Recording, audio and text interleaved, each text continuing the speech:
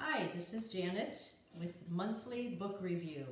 I'm doing this from the West End Library in Laurelton, Pennsylvania. The book I'm going to review today is called The Queen's Gambit by Walter Tevis. It's an older novel, but it's still very contemporary. Walter Tevis had written a few other novels, and three of them were made into major motion pictures. The Queen's Gambit was made into a mini-series by Netflix and has taken the world by storm. Having watched the movie 3 times, I wanted to then follow up with a novel. One thing that has to be understood when reading a book that has been put on the screen is that once a production company purchases the production rights on a book, they have the ability to do with the book what they want to. Some authors are included in the production process, which helps to keep the company on track and follow the book more closely, but most take liberties in their interpretation of books. If you weren't able to tell by the book title what the main topic of the book revolves around, it's about the game and the international competitive world of chess. Having tried to learn how to play chess many years ago, and my mind just not being quite acute for the game, I gave up trying to play.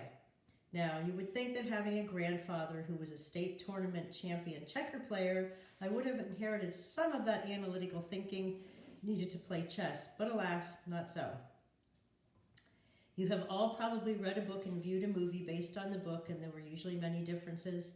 I have read reviews regarding the changes in the series versus the book, and the differences in the Queen's Gambit were not that drastic that it interfered with the amazing story being told. Not being a chess player myself, it didn't even cross my mind that the storyline would be one that I would find boring. As a matter of fact, just the opposite took place. When chess plays or the positions on the chessboard are described, which does happen throughout the book, I was not discouraged because of not knowing what they were. The storyline was so interesting that it did not bother me in the least. The characters are described and fleshed out very well and can be related to by the reader. The different feelings felt by the main character, Beth Harmon, as the book progresses can be felt and identified with by the reader. Having been introduced to the game of chess at the age of 8 and following her learning of the game and eventual entering competition is kind of a Cinderella story. But in actuality, it's a story about perseverance, belief in oneself, and the self-discipline to learn and moves oneself forward and beyond your limitations.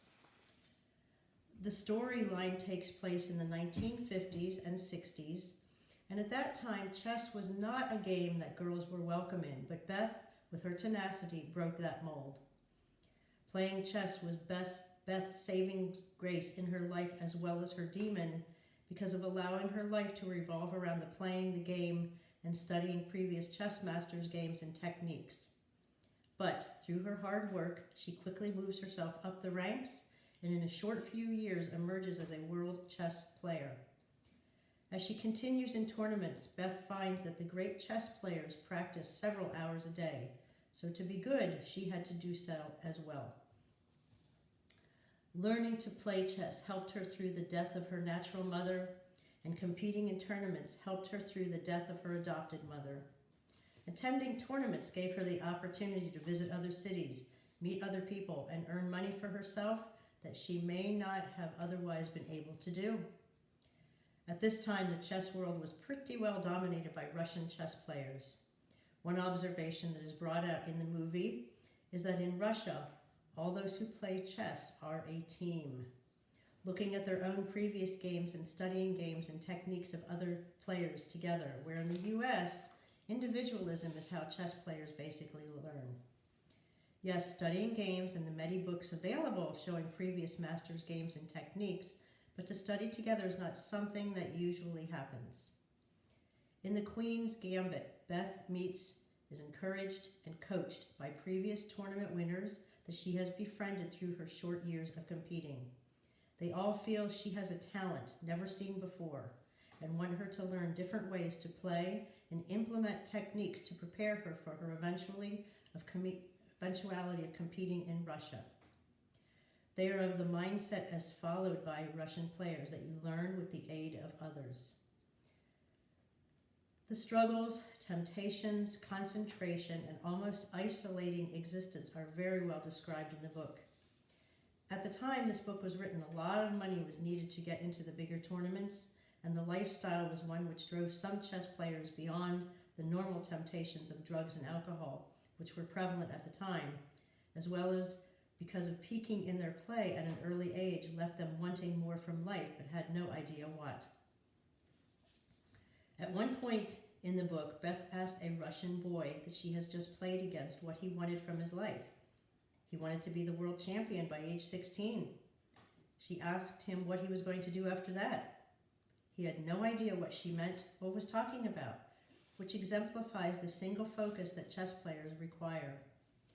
Upon Beth's invitation to play in Russia against the world chess master, her friends come together to help her with moves against this master. Not only because she is playing international chess masters and is now playing against Russia's top player, but also because she is a girl, she has become a folk legend with the Russian common people.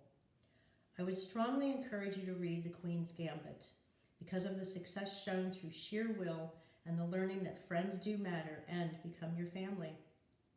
I would also highly recommend that if you have Netflix to watch the 7-episode miniseries. It has changed the interest in chess worldwide, and even in Russia is the most watched Netflix movie right now. Most chess tournaments today are played online with ranking masters and lucrative prizes. The book Queen's Gambit is available at the West End Library.